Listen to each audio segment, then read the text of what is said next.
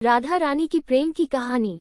राधा कृष्ण की प्रेम कहानी एक आध्यात्मिक प्रेम कहानी है जिसमें प्रेम, भक्ति और रहस्य के तत्व शामिल हैं।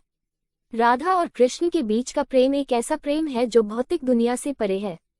ये प्रेम एक भक्त और भगवान के बीच के संबंध का प्रतीक है। प्रेम की शुरुआत। कहा जाता है कि राधा और कृष्ण की पहली मुलाकात वृंदावन में हुई थी, जब कृष्ण 8 साल के थे और राधा 12 साल की।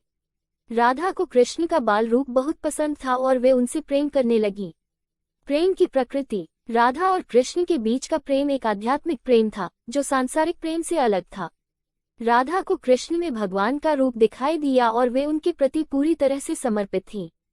कृष्ण भी राधा के प्रेम से प्रभावित थे और उन्होंने राधा को अपनी आत्मा और हृदय माना।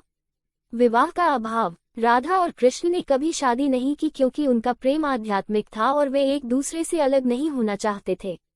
कुछ लोगों का मानना है कि राधा और कृष्ण एक ही हैं और उनका अलग अलग अस्तित्व नहीं है। प्रेम की गहराई। राधा और कृष्ण के बीच का प्रेम एक ऐसा प्रेम है जो समय और दूरी से परे है। ये प्रेम भक्ति, समर्पण और विश्वास का प्रतीक है। राधा कृष्ण के लिए हमेशा एक विशेष स्थान रखती हैं और वे उनकी सर्वोच्च प्रेयसी हैं। निष्कर्ष। राधा कृष्ण की प्रेम कहानी एक ऐसी कहानी है जो प्रेम, भक्ति और रहस्य के बारे में है। ये कहानी हमें सिखाती है कि प्रेम का असली रूप सांसारिक प्रेम से परे है और वह एक आध्यात्मिक संबंध हो सकता है। भगवान श्री कृष्ण और तुलसी माता की कहानी। भगवान कृष्ण और तुलसी की कहानी वृंदा के श्राप और फिर तुलसी के रूप में उनके पुनर्भव से जुड़ी है। वृंदा एक राक्षस कुल की बेटी, भगवान विष्णु की बड़ी भक्त थी, लेकिन उसने जलंधर, जो विष्णु के रूप में था, को श्राप दे दिया था।